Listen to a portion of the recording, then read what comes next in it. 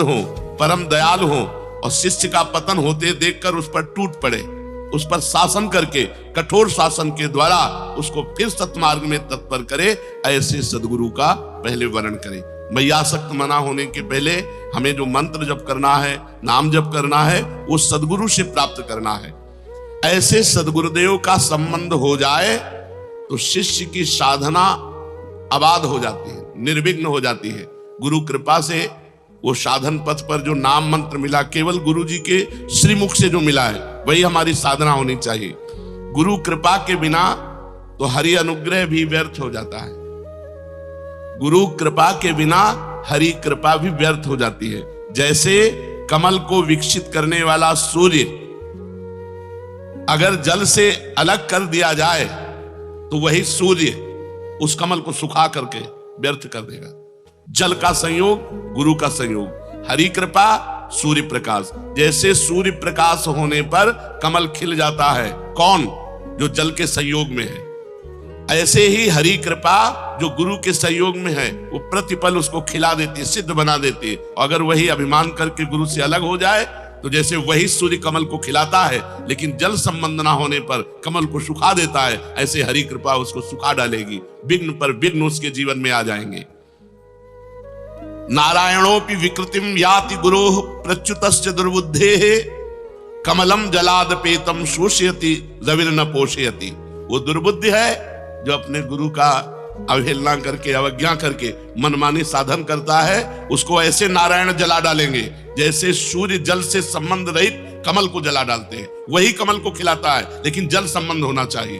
अगर जल संबंध नहीं तो वही सूर्य ताप कमल को शुष्क कर देता है। ऐसे ही गुरु संबंध यदि आपने अवहेलना कर दी तो चाहे जितना साधन करो, हरि का ताप तुम्हें जला डालेगा।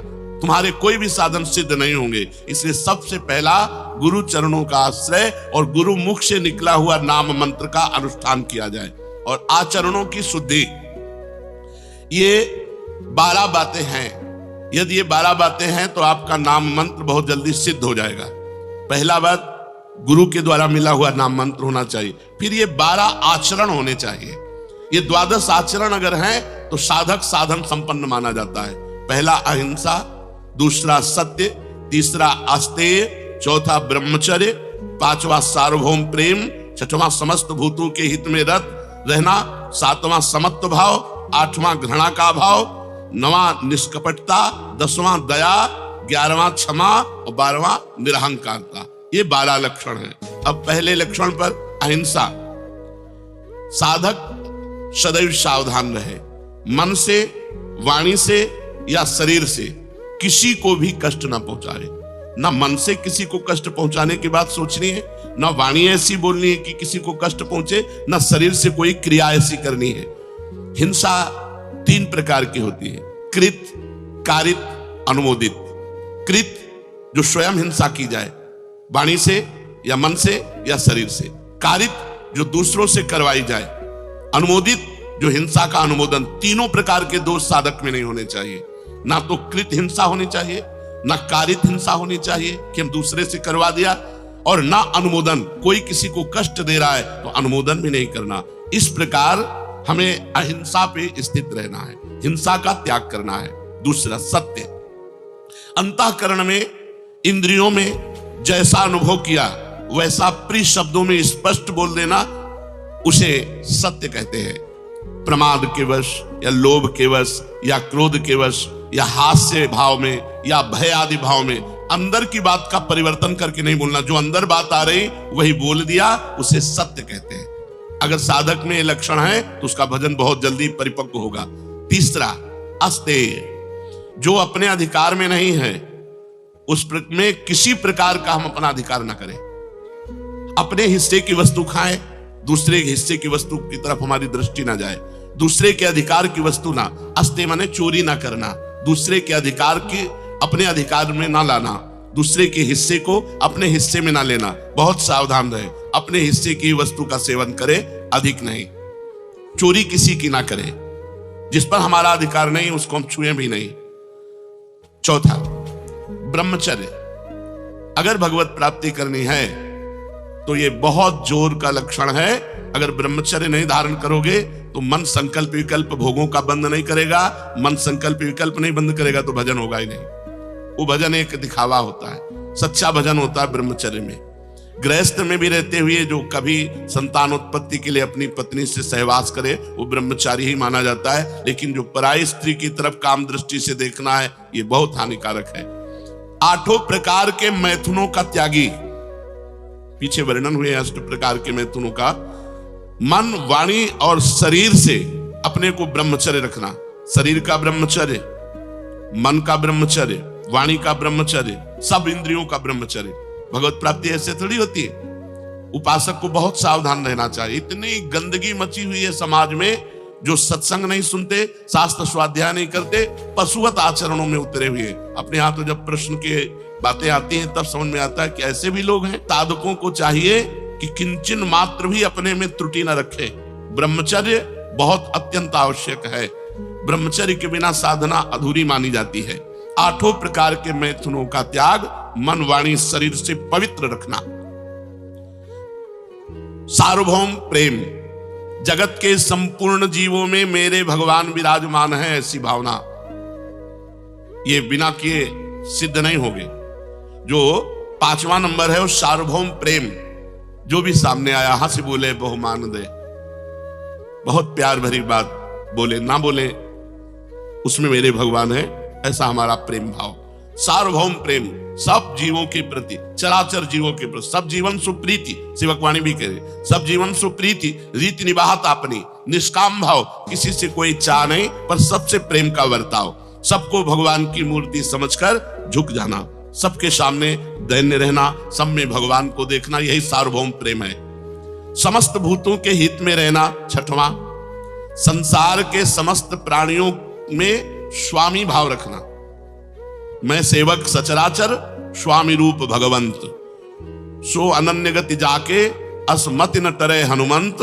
मैं सेवक सचराचर, रूप स्वामी भगवंत। चराचर जगत मेरा स्वामी का स्वरूप है, केवल मैं सेवक हूं। सेवक केवल हम, चराचर जगत मेरे स्वामी का रूप। ये समस्त भूतों के हित में रत रहना है। संसार के समस्त प्राणियों में सेवा भाव करने की भावना।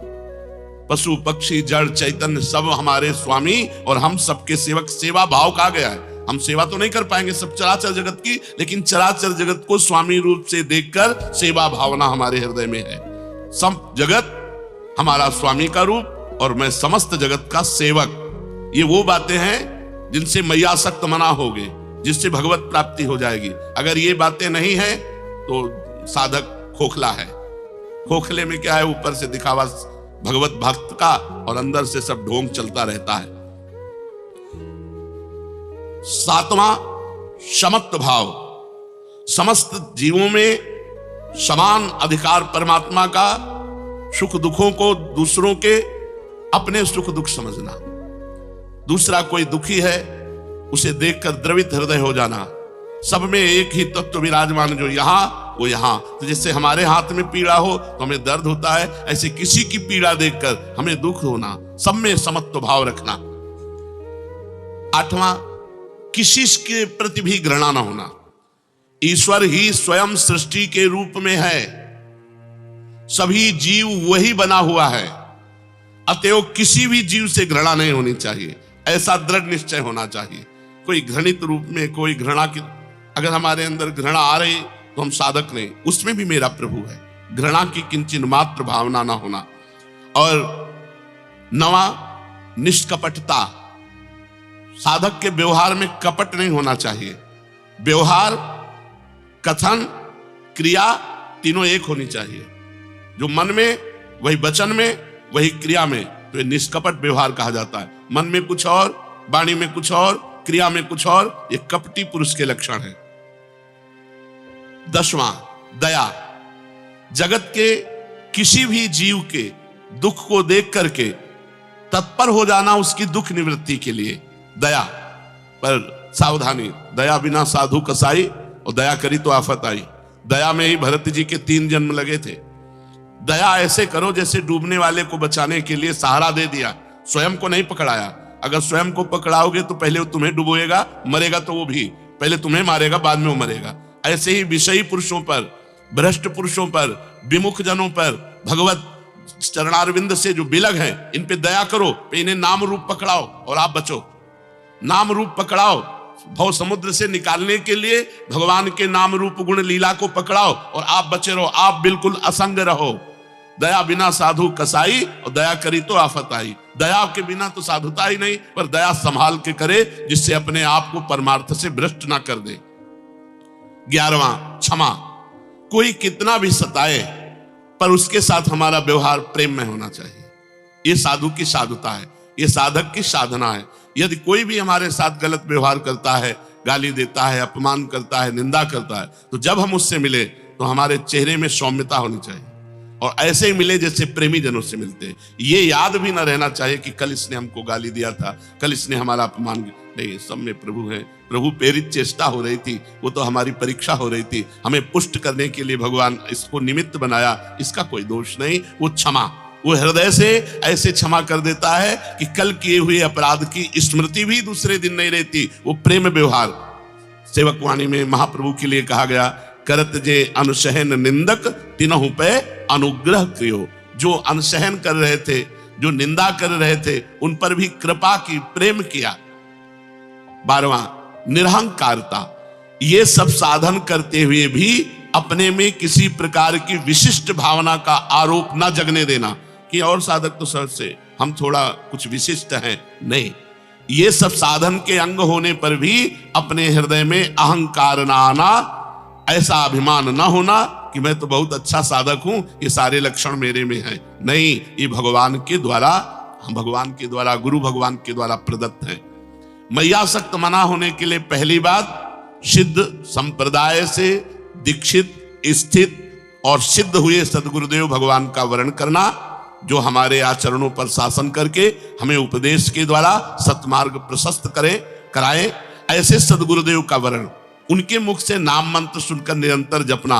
और ये 12 सावधानी रखना, अहिंसा, सत्य, अस्तेय, ब्रह्मचर्य, सार्वभौम प्रेम, समस्त भूतों के हित में रहना, समत्व भाव, घृणा का भाव, निष्कपटता, दया, क्षमा, निरहंकारता। यदि हम इस भाव से चले तो हम मैयासक्त मना हो जाएं, हमारा मन सिर्फ भगवान के भजन में डूबने लगे। फिर भगवान ने कहा, मदाश्रया, केवल मेरा आश्रय हो।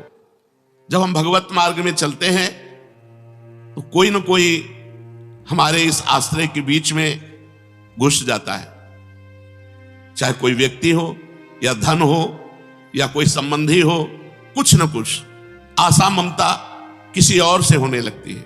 ये जीवन में नहीं होने देना चाहिए। साधक को जीवन भर इस बात से बचाए रखना चाहिए, हमें भगवान मिले ना मिले, लेकिन हम भगवान के सिवा किसी को अपना नहीं बना सकते, अपना नहीं बना सकते, अपना नहीं मान सकते। हमारा आश्रय पक्का, भरोसा दृढ़, तभी मदाश्रया माना जाएगा। और ये बहुत जोर की बात है, मैयासक्त मना से भी जोर की बात है मदाश्रया। अगर आश्रय पुष्ट है और मन चंचल है तो भी भगवत प्राप्ति हो जाएगी, पीछे आप सुन चुके। मदाश्रया, मेरी ही आशा, मेरा ही भरोसा, मेरा ही सहारा, मेरा ही विश्वास, सर्वथा मेरे जो आश्रित है उसे मदाश्रया कहते हैं। संसार के धन, संपत्ति, वैभव, विद्या, बुद्धि, योग्यता, कुटुंब आदि का जो आश्रय है, ये नाशवान है, ये मिटने वाला है, ये स्थिर नहीं है, सदा रहने वाला नहीं है, सदा के लिए पूर्ति तृप्ति करने वाला नहीं है।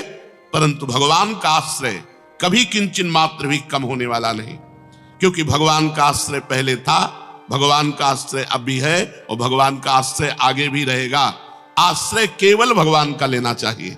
किसी विद्या का, धन का, साधना का, कोई बल का, किसी व्यक्ति का बिल्कुल आश्रय साधक के हृदय में नहीं होना चाहिए। योगम युंजन, इसका मतलब होता है अखंड संबंध। मैयासक्त मना, मन मेरे में आसक्त हो, और मदाश्रया, मेरे ही आश्रित हो। अब योगम युंजन माने अखंड संबंध, तो हमारा भगवान से अखंड संबंध था, है, रहेगा, क्योंकि ईश्वर अंश जीव अविनाशी, ईश्वर का अंश है जीव। ममई वांशो जीव लोके जीव भूता सनातना। हम भगवान के अंश हैं तो हमारा सीधा संबंध है। हमारे अंशी भगवान हैं, भगवान थे, भगवान रहेंगे। ये बीच में जितने संबंध माने हुए हैं इनका त्याग करना पड़ेगा। इनमें केवल भगवान की सत्ता देखनी पड़ेगी। सबकी ममता ताग बटोरी, मम पद मन ही बांध बर डोरी। जब तक साधक ये नहीं करता तब तक नाटक चलता रहता है। शुद्ध भक्ति, शुद्ध ज्ञान का मार्ग असंग है, अंदर से असंग है। एकमात्र भगवान का आश्रय और एकमात्र भगवान से संबंध।